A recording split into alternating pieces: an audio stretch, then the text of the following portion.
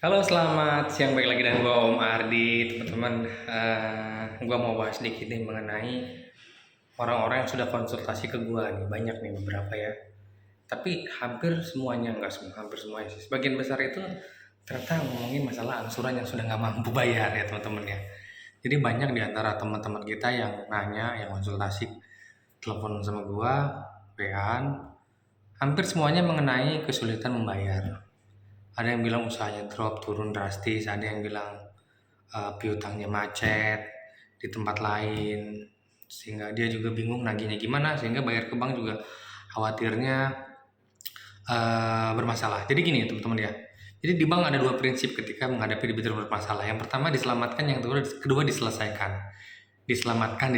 Nah, diselamatkan itu contoh realnya itu restrukturisasi kredit, itu contoh realnya. Kenapa debitur diselamatkan? Syarat untuk diselamatkan itu ada beberapa pilar teman-teman ya. Yang paling utama yang sepengalaman gue adalah usahanya masih ada. Itu yang paling paling kalau menurut gue sih yang paling kelihatan jadi alasan untuk debitur yang udah begap-begap diselamatkan, di restrukturisasi kredit. Kalau teman-teman mengajukan restrukturisasi kredit, artinya teman-teman mencoba mengajukan diri ya ke bank. Nah, bang, tolong selamatin kredit saya dong, ya enggak? Artinya teman-teman lagi memang kesulitan uang. Nah, mengenai restrukturisasi kredit disetujui atau enggak, memang keputusan itu tidak, hampir semua bank keputusan restrukturisasi kredit itu seperti proses awal teman-teman ya. Mereka survei, mereka cek data lagi, cek usaha lagi, dan mereka meyakini bahwa usaha teman-teman masih ada. Nah, itu rata-rata keputusannya apa ya, bukan di unit itu, mungkin di kantor pusatnya, atau mungkin di wilayahnya, atau di kantor head office pusat Jakartanya misalkan. Jadi jarang keputusan restrukturisasi kredit itu diputus sama unit sendiri, itu jarang ya. Jadi kalau teman-teman ngajukan restrukturisasi kredit, kalau bisa saran gua waktu yang paling tepat itu awal bulan, ketika orang-orang lagi nggak terlalu banyak pekerjaan awal-awal bulan. Ini teknis ya, jangan teman-teman ngajuin restrukturisasi kredit ketika udah mulai mau ngangsur 3 hari sebelum jatuh tempo, teman-teman baru bilang, jangan. Kalau bisa awal-awal ya. Om, tapi om takut dimarahin om, biarin aja ya. Dimarahin orang banknya kalau saya ngajuin restrak, biarin aja ya. Memang kadang-kadang gue sebagai dulu pegawai bank, kalau ada debitur ngajuin restrak tuh kadang kesel. Karena apa? Udah dibantuin kan, gitu kan. Masih ngajuin restrak juga ngerepotin. Karena apa? Bagi petugasnya itu nggak jadi apa-apa restrukturisasi kredit itu. Dalam artian ke target dia nggak, pencapaian kredit dia nggak ngaruh, tetap. Jadi kayak kerjain tambahan aja. Tapi kan kalau teman-teman bermasalah juga, teman-teman yang proses kreditnya juga bakal kena masalah juga. Biasanya sih dibantuin. Sepanjang, makanya gue bilang, sepanjang usaha teman-teman masih ada, teman-teman masih ada niat baik, seperti itu.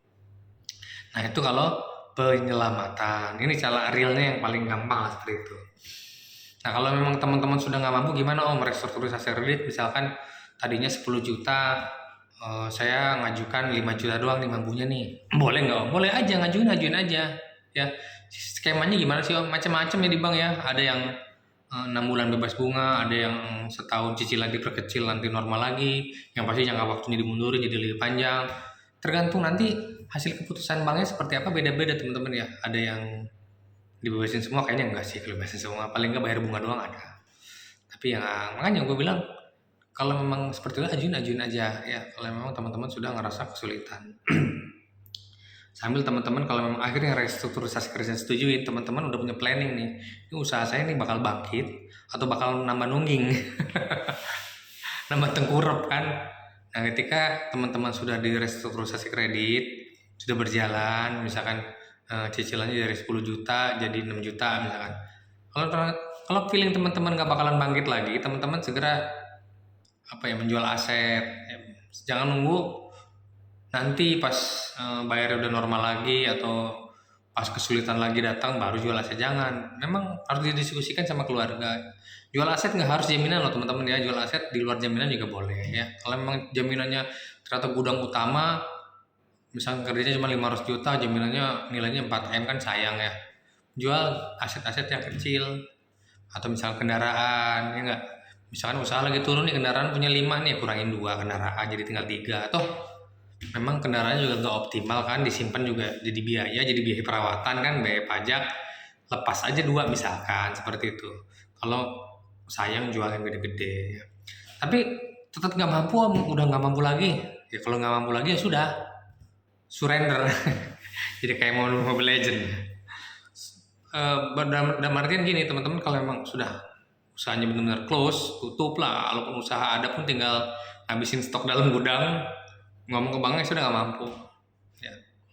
Tapi om ntar dilelang om, nggak segampang itu ngelelang juga mereka ya teman-teman ya. Ada prosedurnya ya, ada prosedurnya. Teman-teman kan kalau sampai 90 hari itu posisinya masih menunggak teman-teman. Jadi kalau 3 bulan berturut-turut teman-teman nggak bayar, itu posisinya masih menunggak, belum macet ya. Jadi kalau nanti telat 2 bulan dilelang, nggak mungkin ya kalau di bank ya, kecuali di leasing nggak tahu gua. Telat 2 bulan nggak, 3 bulan pun belum sampai tahap lelang teman-teman, tenang aja. 3 bulan berturut-turut ya, itu teman-teman baru keadaan macet doang. 4 bulan lah, 4 bulan berturut-turut teman kerja disebut macet ya. Ya bahasa orang banknya ke debitur pasti macet, padahal macet itu tuh nggak 4 bulan berturut-turut tapi 6 bulan berturut-turut, tapi udah dianggap mang macet lah ya bahasa orang bank ke debitur ya. Nah saat itu misalkan sudah 4 bulan 5 bulan 6 bulan berturut-turut teman-teman, berturut-turut ingat ya, bukan berarti tengah-tengah bulan teman-teman store ya, nggak berturut-turut namanya. Berturut-turut tuh 6 bulan berturut-turut tuh, misalkan 4 bulan 5 bulan 6 bulan berturut-turut teman nggak mau bayar, nah bank punya hak lelang ya. Tapi om saya kabur aja om, nggak bisa dilelang, tetap bisa teman-teman ya. Teman-teman kan sudah tanda tangan hak tanggungan ya. Kalau udah tanda tangan hak tanggungan, mau teman-teman ada, mau kabur, mau gimana pun, bank tetap punya hak lelang seperti itu ya. Makanya ketika teman-teman sudah itu, teman orang banknya aja komitmen, saya minta tolong jangan dilelang dulu misalkan. Saya mau coba jual sendiri, itu lebih baik teman-teman ya, karena lelang kan nanti bank cuma ngutamain pokoknya doang ya, lunasin sisa pokok teman-teman doang ya. Jadi dia nggak mikirin juga, dia mikirin sih awal-awal pasti bank ngelelang pakai harga pasar kan, tapi lama-lama sesuai kredit aja lama-lama tuh. Kalau misalkan nggak laku, lelang kedua lelang ketiga terus akhirnya ya sesuai harga pokok kredit doang terakhir-terakhir seperti itu ya. Jadi ya jangan terlalu panik lah. Jadi kalau misalkan teman-teman memang udah nggak mampu sama sekali, ya tinggal ngomong ya, masih ada waktu kok buat jual sendiri. Tapi om, saya lihat di berita tuh bang lelang tuh bisa di itu loh om, di apa, diperkarakan ya. Bisa aja diperkarakan, cuman kan ujung-ujungnya bang yang menang. Karena teman-teman sudah tanda tangan hak tanggungan kan. Kalau pakai jaminan ya. Kalau misalkan kur di bawah 100 juta ya nggak usah ya, nggak usah khawatir, nggak bakalan dilelang ya. Tapi om saya ngerain sertifikat, harusnya kalau kur sampai 100 juta ya, kalau punya nyerahin sertifikat nggak bakalan ada pengikatan ya. Tapi tetap bang nggak bakalan ngeluarin sertifikatnya sebelum teman-teman lunasin ya. Karena teman-teman biasanya diikat kuasa jual beli, kuasa jual atau apa ya. Walaupun tidak punya kelelang bang tetap nggak bisa nyerahin sertifikatnya ke teman-teman ya. Walaupun itu melanggar peraturan pemerintah sendiri ya, gitulah pokoknya sama teman-teman ya. Ribet ya. Ya deh teman-teman yang harus dilakukan ya. Jangan malu-malu ngomong restrak, dimarahin om, biarin aja dimarahin. Yang penting saya mampunya cuma segini pak gitu. Tapi gini loh teman-teman, ngajuin restrak juga apa ya kasarannya, ngukur-ngukur juga. Kalau cicilan 25 juta, saya cuma mampunya 2 juta doang pak sekarang. Itu kan terlalu ini juga pak, ekstrim ya. Kalau 25 jadi 18 oke lah, jadi 15 mungkin masih bisa lah ya, 25 juta misalkan. Atau dari 10 juta jadi 1 juta doang ya nggak mungkin ya. 10 juta misalkan jadi 6 juta aja atau jadi 7 juta, oh, masih mungkin lah ya di restrukturisasi ya. Gitu teman-teman ya. Sorry kepanjangan videonya ya. Sampai ketemu lagi di video selanjutnya.